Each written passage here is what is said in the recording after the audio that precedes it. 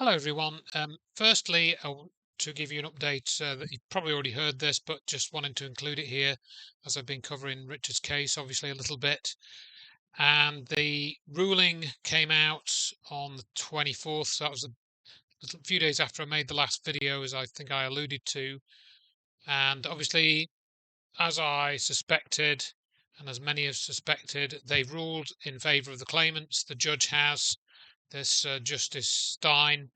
And I know, from conversations with Richard before this judgment was issued that, he wasn't optimistic. He looked at the track record of this judge and she's pretty much sort of tied in with the establishment, as you would expect from most, if not all, of the judges.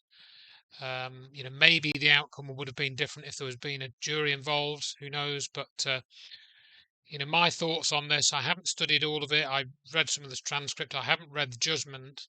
And as you see here, before we jump to any conclusions, Richard has stated here there's going to be another hearing on Friday the 8th. So that's next Friday, as I record this on the 2nd of November, where they're going to decide, as he says, remedies on the harassment claim, determination of liability, and remedies on the data protection claim and costs. So I have to see what that comes out as. But I think for me, and for my thoughts on this, really, it doesn't really matter so much what these are. Obviously, it matters to Richard, but the objective of this case was to punish Richard and say that it was wrong. And all they really needed from the court case, I think, was something to put in the papers, just some sound bites from Hibbert or his partner or something, because obviously the judges ignored all the evidence. Hibbert's claim cannot be true that he was there. Well, he may have been there, but the claim that he was injured in the events cannot be true. And it is possible that he was actually there, but as we know, there were no injuries in the events because there was no real bomb. And on that sort of subject, Ian Davis has posted another update here, and he's gone through the ruling much more than I have, and he's written it up. And he's also I couldn't really stand to go and look at the press, but Ian has been able to do this, and he's read some of the press quotes, and so what happens from here, I don't know, but you can read this write up by Ian Davis. I've read some of it. But to me, they've got what they wanted from this trial in terms of saying Richard is wrong. They can put whatever they want in the press really now about him, and will continue to do so. I know it was reported on BBC News and so forth. So they've got what they wanted. They'll be able to quote this maybe in this online harms bill, perhaps somehow. But of course, people that don't look at the evidence, like most of the press don't look at the evidence, they won't really know or care about the truth. They won't want to sort of report that they were wrong in their assertions in 2017 about this alleged bombing. None of that will come out, I don't think. At least not not in the way that we hope it would. Some, of course, have argued that this is so blatantly ridiculous, that clearly the judicial system is falling on its sword by acting in such a ridiculous way in the face of the obvious evidence that was in this case. But so you can look at it both ways, but really we're not seeing any large-scale change. We're seeing the agenda marching forward. Perhaps a good few people are now realizing that there is an agenda and it's not about truth and evidence anymore. It's about taking us into further and further down this road of more control, more fear, more conformity, and punishing those that don't conform. So you can argue this, as with many things, both ways. As in, that they've just progressed the agenda as we expected, or in progressing that agenda, they've exposed themselves and what their true motives are, so that more people can see, and so there's that argument to it as well. I mean, this is some of course what the Q narrative is saying, and I have a little bit of sympathy with that, but I want to see more change really in the attitudes of people. And I'll come back to this point a little while later in this video. So you can read Ian Davis's article there if you wish. So moving on then to another false flag issue attack. Now Matthew Estefo, sorry if I pronounced your name wrong, Matthew, of Math Easy Solutions, who's been posting a lot of stuff about the Judy Wood research and other stuff. And he sent me the Ashton Forbes. Now, somebody has sent a collection of about 400 photos to him, and he forwarded these to me very recently. So I've uploaded a few of these, about 50 of these, onto the Facebook group. I'll just quickly show us some of them here. These look to have come from a sort of low-end digital camera of the day, perhaps a 1 megapixel camera like a Kodak DC210 Plus, something like that. I mean, I remember how I got a 2 megapixel digital camera in 2002, and they were really good pictures to me then.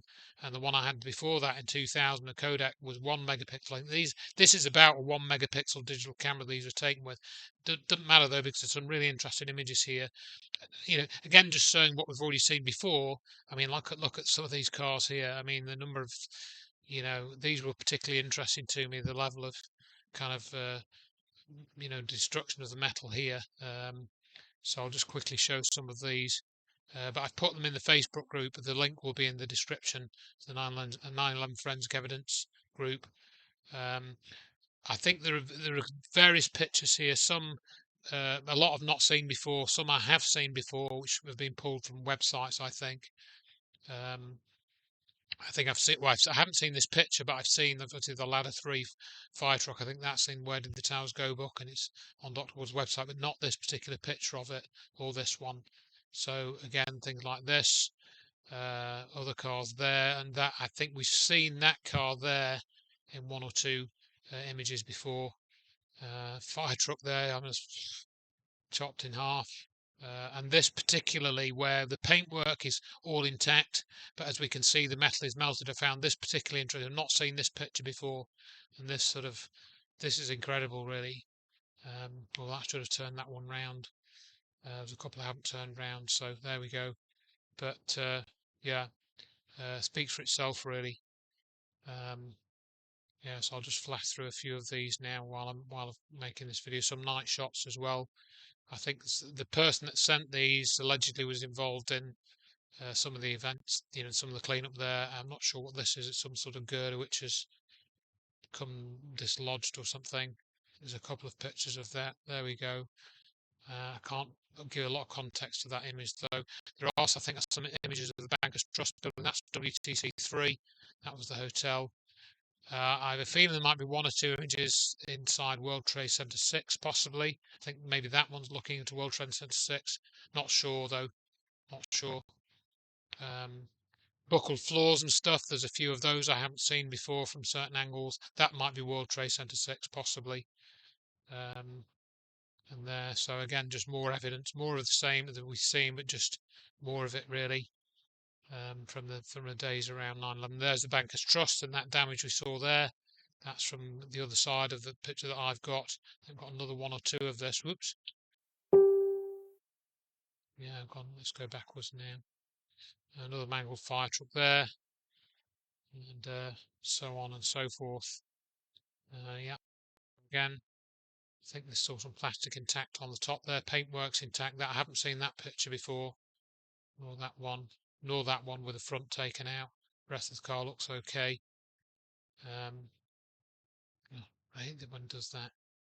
Facebook controls suddenly seem to disappear and then it takes you back to the wrong page. Yeah, see now that control just disappeared for some reason. I don't know why. Anyway, so that's some of those pictures there. You can go and look at the group. And then switching tracks again. Last Friday, I met with somebody who had come over from Switzerland and had corresponded with him a couple of times in the past. And we got talking about UFOs and his thoughts on some of that. And in conversations, I was reminded of this list: the good and the bad and the ugly in ufology. Now, this list I think was originally published on a list called UFO Updates, which was run by Errol Bruce Brown or something, I think. He was based in Canada somewhere. He passed on a few years back now, but I was on his program in about 2004 with Grant Cameron and talking about Gary McKinnon and stuff. I think I've got a recording of that somewhere, but that must have been nearly 20 years ago. And anyway, this is like a sort of opinion of a lot of researchers have that were knocking around about 20 years ago, and some famous people like presidents, Dan Rather, who was a very famous, I think he was a CBS reporter. He left CBS or ABC not long after 9/11, I think, this Dan Rather, but he'd been reading the news for years, a bit like, Walter Cronkite sort of thing. Some interesting sort of commentary there. Now, whether it's all accurate, who knows, but I found some interesting sort of points there. Hal Puthoff, as chairman of the board of Robert Bigelow's NIDS, and a good friend of Bigelow, he's part of the same power elite, but is less of an insider. Well, I think he is an insider and he knows quite a bit.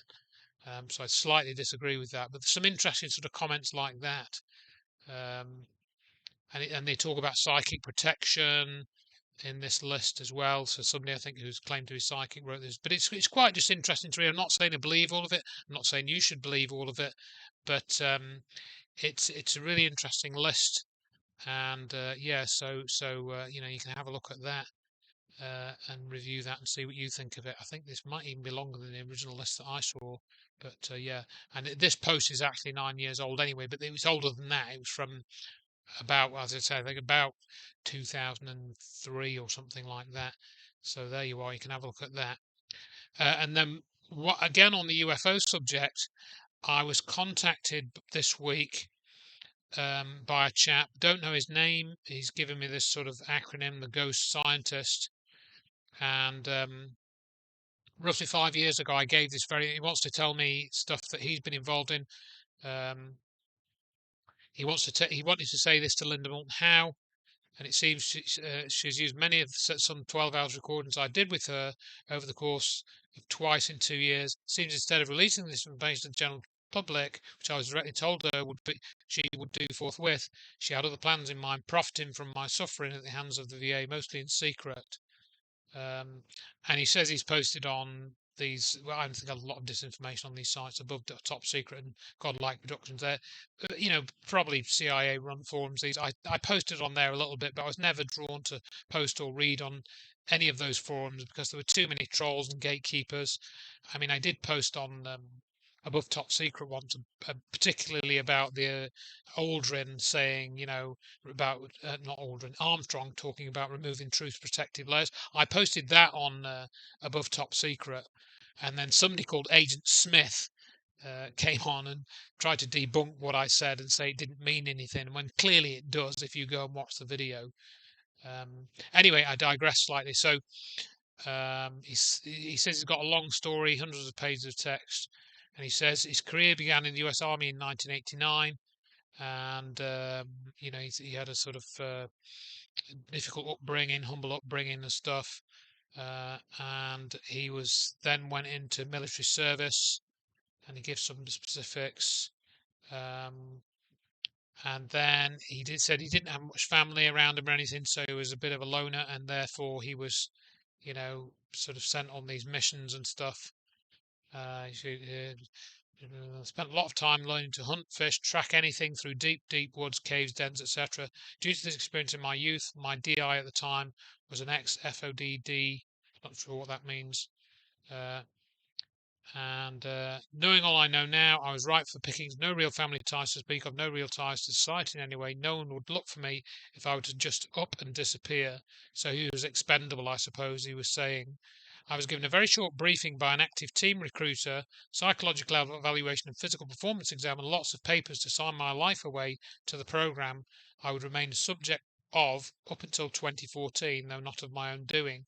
First, it was nothing out of the ordinary, nothing special to speak of outside the very remote and secluded training facilities that, believe it or not, were right out in the public, with the public having any clue at all who or what we were doing in deep wooded areas all over the world. For the first 2.5 years was simply pack and train. US Army Green Gold Power Program, first section to first ECOISA. I'm not sure what these acronyms mean. PPA, Personal Protection Agent for the NGO personnel, non-governmental organisations, that is. Give some details about that. Give some more background. I won't read through all of this here. I'll I won't. I'm going to put this information up later somewhere else, but the link that I'm using here won't work 'cause it's stored on my local machine at the minute. So you can read through this on the screen if you want to sort of pause the video. Talks about this as I worked on getting my team in security positions, the tension in their major admirals coordinated the nearby science team brought in for analysis. Dr. Elaine Martinez, an astrobiologist, stepped forward, her eyes widened with a mix of excitement, apprehension, and immense fear. We need to stabilize it and prepare to safely transport it. So they were basically involved in we secure the site, recover any weaponry, technology, competence, and maintain absolute secrecy. No one else can know what happened here. Inside the cave, I discovered, almost tripping over what appeared to be a badly burned or injured competent an alien being, slender and luminescent, with large expressive eyes. It was unconscious, seemingly extremely hurt and in need of assistance. My team moved quickly, securing the area and beginning the recovery process. Sorry for reading this in the wrong order. I was getting a bit ahead of myself in the thrust to be brief with all of this. Yeah, so he basically, he's described this encounter with an injured alien being, and I think I had another message for him. I don't know if it's in this one from him. Rather, I've exchanged a few emails with this chap. He won't tell me his real name or anything. He says he's now got severe health issues, and he thinks he's, he's near the end of his life. So he wanted to tell me this information. And he's in this VA clinic, and he mentioned what was interesting is he mentioned Richard D. Hall's research and this group 5-8, that guy. I'll see if I can pull up the email actually, so just hang on a minute. Right, so I've managed to find the rest of the text that he sent me, or some of it. It says, about a month ago now, or so now, one of my ex-field meds sent me a rather interesting link to a documentary from Richard D. Hall. In this documentary, he was revealing through another 3 individuals, one an ex-member of G583 member, the other 2 were researchers. I would like to correct a few inaccuracies made by both Richard and the ex-British G583 member below, listed in no particular order. The US military or attachment of the US government is in charge of the secure clearing ops. Correction, the group org that is actually the group organization that is actually in charge is the global cabal org called the Three Hair Society. This organization has very deep roots throughout the world and funds and ties almost every secret society, whether an NGO or World Gov. Its HQ within the US is out of the NRO, that's the National Reconnaissance Office, with its strong arm tied to the ISA. I'm not sure who this ISA is. Maybe it's obvious, but I'm hoping to find out more about this in due course. It is also the whispers in all of the ears of every alphabet soup agency worldwide. What is being covered up is not the life form themselves. They could care less, as this also helps the fear factor within the public. What is, however, being covered up are the hundreds of thousands of individuals who disappear every single year worldwide. The truth is much darker than I believe anyone wishes to face or speak of. Even within our own circles, your own circles will raise unbelievable amounts of attention, unwanted, I might add. Most importantly, the fact is, to cut to the chase, we are food, no different than cattle, sheep, chickens, goats. I explained in detail the reason for cattle mutilation cases worldwide is almost every species of animal on this planet. When I did, that is when Linda cut ties during our last phone interview, and a computer she was using to record our conversation had a clicking sound, blah, blah, blah, etc.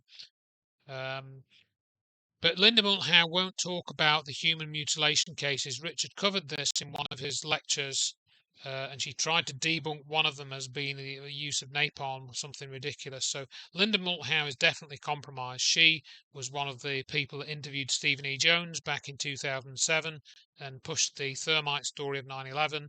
Has never gone back to, say, interview Dr. Judy Wood or myself.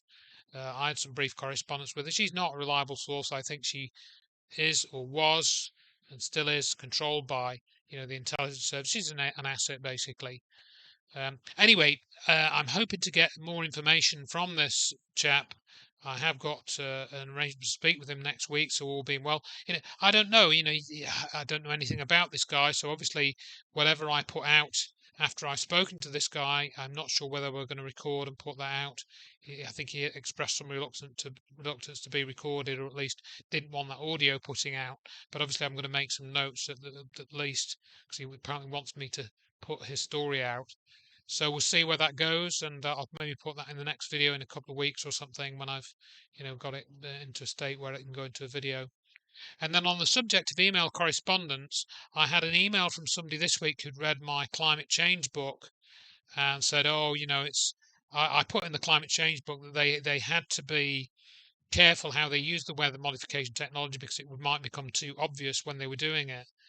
But he argued that no, they're doing it all the time now, and they're really just doing it all the time. That it's really obvious. Now, again, this book, I think I can't, when I put this out, it will. You can see I've got the date here. Look, I'm a dunce, aren't I? 2017. So this is now 7 years since I put this out. Crikey, it doesn't seem that long, but it is. And so, he was complaining that it was out of date. Well, I can't help that really. Time, I can't stop the passage of time, but to go to the point of why I'm bringing this up, he hadn't heard about Hurricane Erin. He'd never heard of it, and I wrote back to say, look, we were talking about Hurricane Erin in 2008, so it shows you how much successful that cover up is. And then I reiterated the belief that I have that chemtrails are not toxic spray primarily. They're not all trails are toxic spray. I don't think that's what they are. And he challenged me on that, and I've given the reasons for that in the book. So I told him to go and reread those chapters. But what he was pointing out is that we are seeing toxic effects, and maybe we are, maybe, and I just argue, well, I don't think that's being caused by what comes out of the back of the plane. I think they can use energy to create toxic effects. My argument has been, and I only thought of this when I was writing back to him, if you consider what they did at the World Trade Center and they changed the materials and the way that they behave, causing them to fall apart, could they use the directed energy to change the behavior of air molecules and substances within the atmosphere and make them toxic? And I suggested to him that he also goes and looks at something else I've mentioned in this book, and that's orgone energy. Wilhelm Reich talks about OR, which is good orgone energy, and DOR, DOR, which is dark orgone energy. And maybe they've got a way of generating dark orgone energy, and it affects our health. So it's not toxic chemical spray coming out the back of planes, but this weather modification technology, can be used to, to just target our health directly, not with the use of chemicals. So, and then we've had all these terrible floods in Spain. I think they've been fairly isolated, but it does seem like they are using this technology now. And I also suggested to them that maybe they've decided that they can use it, without raising too much suspicion, because they got away with COVID. And there's so many people would still now, go and get jammed if they did another COVID scare. I don't think the monkeypox has quite worked out as they hoped for them, but I've got some more images here of these. Well, these are quite small, aren't they? I thought these were bigger than this, but hey ho. Yeah, and so these weather anomalies, I think, are becoming more obvious and more apparent. They're becoming normalized and stuff, and that, I think, has been what they've been trying to do. So anyway, this particular book, it's free as a PDF for those that are watching this video and not read it. Please share it. You can get paperback copies if you want, but it's there for you. Please study it. Please share it. Send me any critique that you might have, and let's keep moving forwards. And I think that's all I want to say in this video. Sorry, I've gone on a bit longer than I intended, but there we go. So thanks again for listening and watching, and I will talk to you again in the next video, and thanks for your support and everything. And I say I'll see you in the next video.